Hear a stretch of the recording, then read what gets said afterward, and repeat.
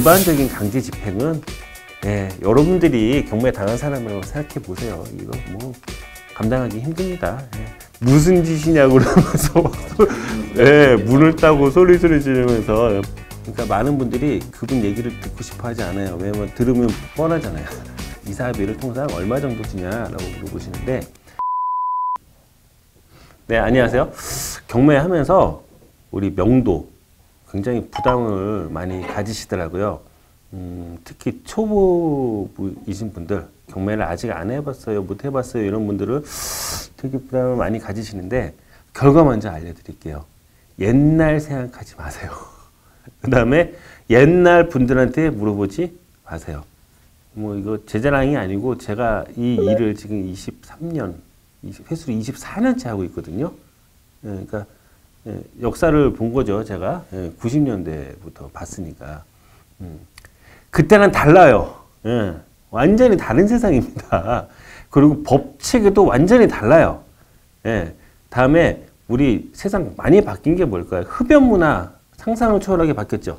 우리 연배 있는 분들 옛날에 어디 버스에서 담배 피우고 그랬잖아요. 그렇죠? 다음에 여성 그런 관련된 인권 같은 것들 많이 달라졌죠. 이 경매의 명도도 많이 달라졌습니다. 그러니까 옛날 분한테 물어보시면 안 돼요.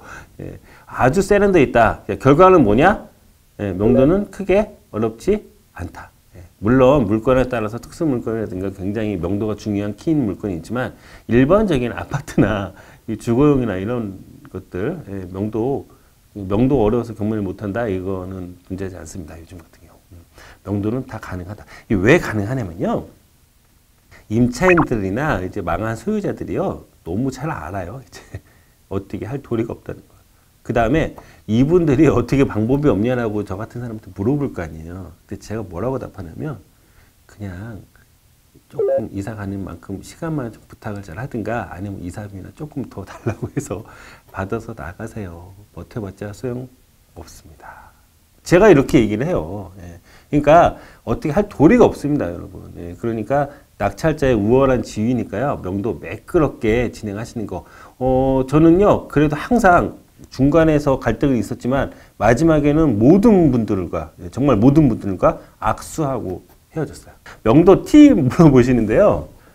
이거 제가 책에도 쓴 내용이고 제 경험적으로 이제 만들어낸 수치입니다. 일반적으로 완전히 망한 분, 그러니까 배당이 전혀 없고 완전히 망한 거예요. 집보다 빚이 훨씬 많은 분, 요런 소유자 기준으로 말씀드릴게요. 요런 소유자한테는 이제 이사비를 통상 얼마 정도 주냐라고 물어보시는데, 낙찰가의 1% 정도입니다. 1% 이사비가. 자, 다음에 나가는 기간은 얼마 정도가 적당하냐? 2달입니다. 2달. 이 2달은 뭐냐면 내가 잔금 내고 2달. 그러니까 잔금까지 내면 완전히 내 집이 됐죠? 낙찰을 받아서.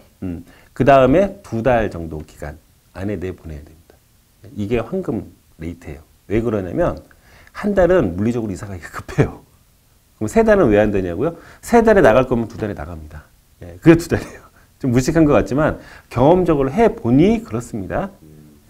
왜냐면 낙찰 받는 순간부터 길게는 이제 이게 한 3달 반 정도 된단 말이죠. 낙찰 받는 시점부터 계산하면. 우리 잔금은 통상 조금 늦게 내요. 늦게 내는 게 좋아요. 그래야 이분이 여유가 있죠. 시간 여유가 생기죠. 그렇습니다. 그래서 그게 2달이에요. 그래서 이렇게 해요. 3달이 걸리면 당초 주려고 했던 이사 비용에서 빼야 됩니다. 이사 비용을 줄여야 돼요. 왜 그러냐면 한 달 여러분 월세 났다고 생각해 보세요. 그 돈이 100만 원 넘어갈 수 있거든요. 이자 부담이 될 수도 있는 거고. 그래서 만약에 한 달 만에 나간다? 그러면 이사비를 더 줄 수도 있는 거예요. 거꾸로.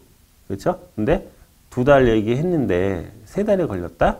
그럼 이사 비용을 100만 원을 뺄 수도 있는 겁니다. 막말로 4달 걸렸다? 그러면 안 줄 수도 있는 상황이 오는 거죠. 그래서 시간이 지날수록 낙찰자 입장에서는 부담이 돼요. 미납 관리비라든가 이런 불편한 부분들이 해결이 안 되고 늘어나고 있단 말이죠. 그래서 제가 보기에는 그 명도, 이사 비용도 중요하지만 기간이 더 중요하지 않을까 하는 생각이 듭니다. 그다음에 왜 1%냐? 그러니까 제가 낙찰을 3억에 받았으면 한 300 정도는 명도 이사비로 각오하라는 얘기. 물론 완전히 망한 사람, 배당이 한 푼도 없는 사람 기준으로 말씀드리는 겁니다, 지금. 왜 1%냐면요. 이게 관리비도 좀 밀리고 이분들이 통상 그다음에 이삿짐 센터를 부르잖아요. 예, 그 비용도 들고 그렇죠. 그래서 이분들이 나갈 때 다만 50만 원, 100만 원을 손에 쥐고 싶어 해요. 그래야 좀 기꺼이 나가고 싶어 합니다. 그러니까 자기 돈 주고 불러서 이삿짐 불러서 돈 내고 이사 가려고 하는 사람은 아마 거의 없을 거예요. 예, 그래서 미납 관리비도 깔끔하게 처리하게 시키는 거죠. 그 돈으로. 그다음에 이삿짐도 정상적인 이삿짐 센터 부를 수 있게. 그리고 그분들 뭐 식사난다 하게 용돈이 좀 되게 조금 남아야 기분 좋게 나간다 이거죠. 지금 미납 관리비를 도대체 어느 시점으로 나눠야 되냐는데 원칙을 말씀드릴게요. 원칙은 사용자 부담의 원칙이에요. 결국은 사용한 사람이 다 내야 되는 겁니다.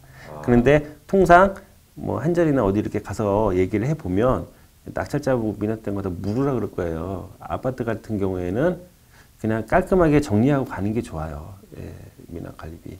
예, 그래서 이사 비용으로 그걸 해결하는 거고 통상 아파트가 아닌 뭐 전기 도시가스 따로 들어가는 데 같은 경우에는 어때요? 예, 낙찰 받는 날짜가 아니고 잔금 내는 날짜 이후로는 낙찰자가 흔히들 부담을 해요. 사실 근데 이것도 다투면 돼요. 왜냐면 내가 안 쓴 걸 내가 왜 냅니까? 문제는 낙찰 받고 잔금까지 낸 이후에도 바로 나가진 않잖아요. 제가 그 기간 두 달 둔 거잖아요. 요 두 달조차도 사실은 누가 내야 돼요? 사용자, 임차인이나 소유자, 그 살던 사람이 내야 되는 겁니다. 원칙이. 저는 주머니에 한 20만 원은요 항상 버릴 각오하고 갖고 다니는 돈이 있어요. 이게 뭐냐면 100% 배당받고 나가는 분들이 계세요. 이분들은 사실 손해본 게 전혀 없죠. 근데 이분들도 나갈 때 껄떡지근해요. 그러니까 경매에 하도 보러 오고 맨날 뭐 문서 날라오고 스트레스를 받은 거예요. 이분들도. 그리고 원치 않는 시점에 이사를 가야 되고 이런 상황이 이제 연출이 되니까 이분들 나갈 때 자기는 돈 손해는 하나도 안 받지만 어떤 생각을 하냐면 조금 보태줬으면 하는 생각이 있어요. 그래서 저 같은 경우는 20만 원 정도 항상 버릴 거고 갖고 다니는 이유가 이분들은 10원도 안 주면 손해본 거 없잖아요. 그냥 나가세요. 안 나가면 배당금 압류할 거예요. 뭐 겁주고서 이렇게 내보내면 나중에 뭐 이 조그만 의자니 식탁이니 뭐 하나 같은 거 버리고 그냥 갑니다. 그러면 이거 주민센터 뭐 또 불러가지고 딱지 붙여서 폐기물 처리하고 또 5만 원, 10만 원 또 나가요. 그럴 바에는 깔끔하게 성의를 좀 보이고 쓰레기까지 싹 정리하고 공과금 싹 정리하고 나가게 이렇게 마지막에 매끄럽게 처리하는 이런 기술이 좀 필요할 것 같다 말씀을 드립니다. 처음에 이제 낙찰을 받고 통상 한 일주일 딱 지나고 우리가 가서 만나요. 매각 허가 난 다음에 만나는 경우가 종종 있는데 가서 만나면 처음에 어떻게 해야 되나를 물어보시는데 걱정하지 마세요. 낙찰자라고 신분만 정확히 얘기하시고요. 이야기할 공간을 확보를 하고 가세요. 그 앞에 간단한 커피숍이라든가 햄버거집도 좋고 아니면 날씨가 좋은 밖에서 얘기해도 좋습니다. 그 들어오라고 하면 뭐 들어가세요. 어차피 내가 산 집인데 들어가도 좋고. 자, 그렇습니다. 그래서 시간만 확보되시잖아요. 그럼 낙찰자인데 이사 날짜 협의로운지 알죠? 이사 날짜 때문에 왔습니다. 한마디만 하고 가만히 계시면 구구절절 온갖 얘기가 다 나올 거예요. 그거 잘 들으시면 어떻게 명도할 건지에 대한 포인트가 나옵니다. 대체로요, 본인은 망했어도 자녀들은 건재한 경우가 많아요. 이런 경우에는 그 자녀들이 부모 안 버립니다. 못 버립니다. 그러니까 대학 졸업시켜서 뭐 은행원 공무원 시켜놨는데 부모님이 길거리에 나가게 두진 않아요. 이런 경우. 어떤 경우는 또 자녀분이 의사예요. 월 수입은 좋습니다. 원장이에요. 월 수입은 좋아요. 그러니까 뭉태기 돈이 없어서 그 경매를 못 막은 겁니다. 이런 경우에는 자녀분이 책임져야죠. 이런 경우는 어떻게 해요? 자녀가 월세집이라도 구해줍니다. 그래서 경우에 따라서는 그분이 어느 곳으로 이사 가게끔 내 가이드까지 좀 해드리면 조금 더 매끄럽게 명도가 가능하다. 그러면 또 이렇게 물어보시더라고요. 열흘 단신 그냥 처자식도 없고 혼자 이분이에요. 이분은 어떻게 해요? 이분이야말로 뭐 남자잖아요. 남자면 그냥 고시원에도 가면 되잖아요. 이분도 더 쉬워요. 그렇습니다. 그래서 그분 상황을 알면 명도를 할 수 있는 가장 최적의 길을 우리가 찾아낼 수 있는데 그 상황은 어떻게 아냐? 그냥 테이블에만 앉혀놓고 계셔보세요. 다 얘기할 겁니다.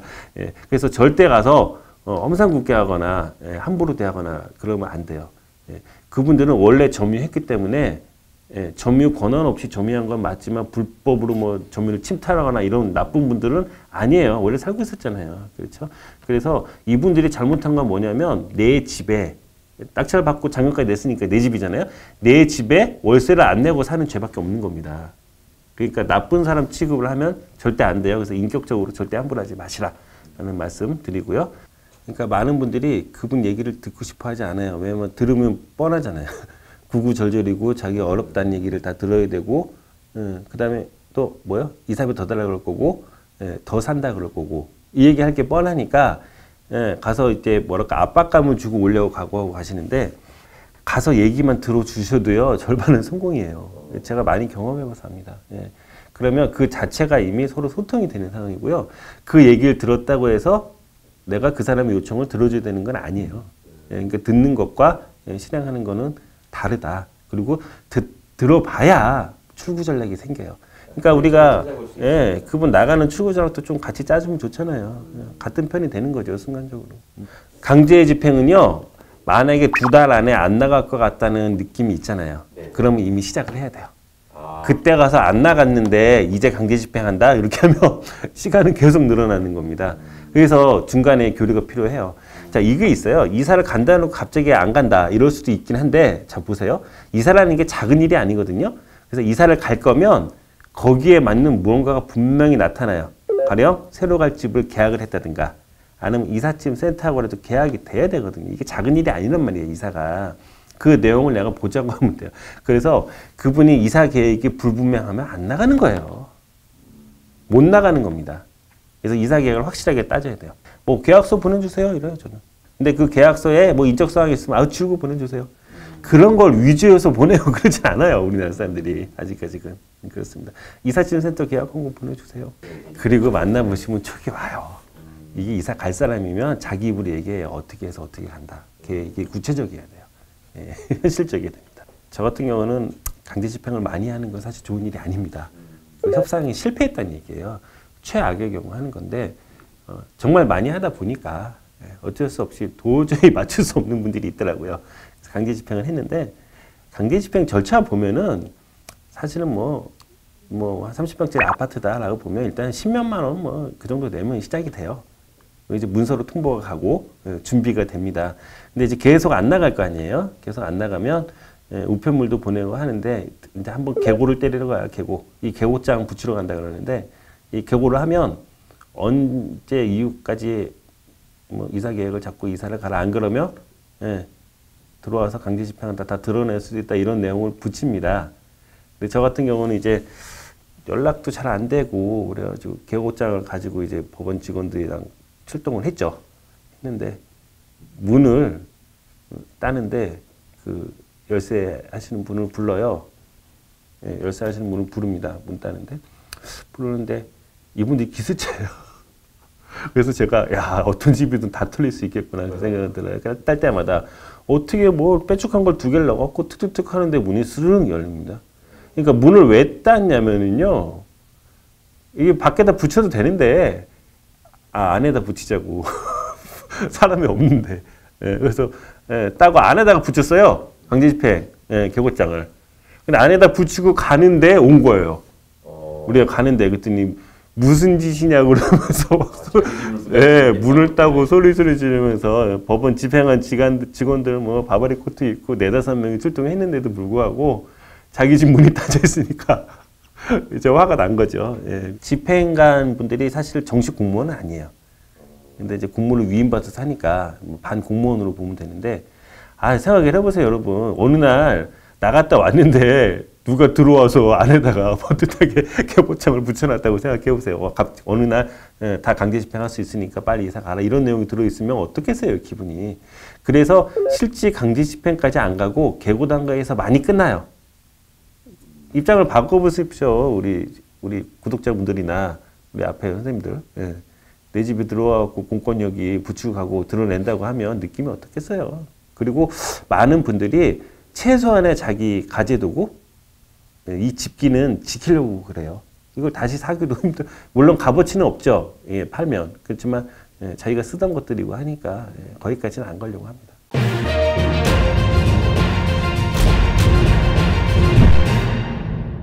일반적인 강제 집행은 여러분들이 경매 당한 사람이라고 생각해 보세요. 이거 뭐 감당하기 힘듭니다. 협의해서 나가는 게 최고고 실제로도 그렇게 다 하고 계시니까 최악의 경우도 강제 집행으로 해결이 된다.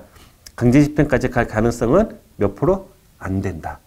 그리고 여러분 준비하시면은 거의 뭐 강제 집행 될 가능성을 제로로 만들 수 있어요. 조금이라도 배당받는 상황이면 강제 집행까지 절대 안 갑니다. 아마 여러분들 경매를 했는데 한 10건 했다. 아마 한 번도 강제 집행 안 할 가능성이 제가 보기에 99%입니다. 그러니까 너무 걱정하지 마시고요. 잘 협의해서 진행하면 될 것 같습니다. 그러니까 뭐랄까요? 제가 뭐 강사이기도 하지만 이 강의적인 측면도 그렇지만 여러분들이 실제로 궁금해하시는 거 상황을 댓글이나 물어보시면 새로운 콘텐츠가 될 것 같아요. 그러니까 실제로 여러분들이 주인공이기 때문에요. 여러분들이 원하신 거를 답을 드리는 게 맞다라는 생각이 듭니다. 좀 엉뚱한 것도 좋습니다. 그냥 물어보시고, 그다음에 우리 또 관련되신 분들 궁금한 거 있으면 언제라도 물어보세요. 제가 뭐 최소한 가장 합리적인 해결책 아니면 경험을 알려드리도록 하겠습니다. 오늘은 여기까지만 하죠. 감사합니다.